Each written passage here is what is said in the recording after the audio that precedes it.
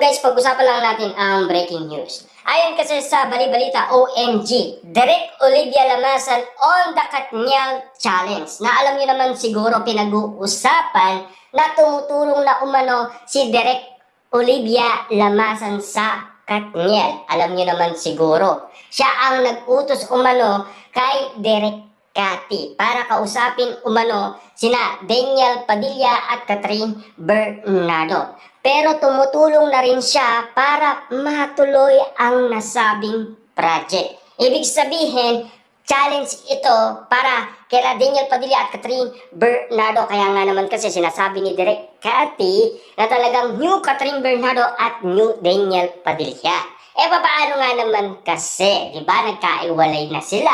At ngayon, pinagsasama ulit. Ibig sabihin, bagong Katniel ang ipapakita umano nina Direk Cathy at Direk Olivia Lamasan.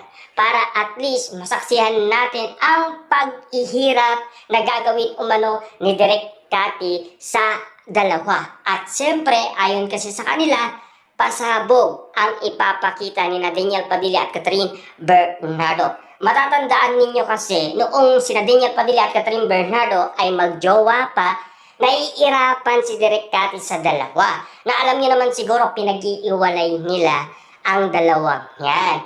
Kasi walang tigil sa pagchichismis ang dalawa. Kasi nga magjowa kasi sila. Kaya naiirapan umano si Direk. At lalong-lalo na may mga part na kinakancel si Daniel Padilla na ayaw niya umanong gawin kay Catherine Bernardo. Lalong-lalo na kasi yung last movie nila na The House of Us. Pero ngayon, ikakagulat daw natin ang project na ito.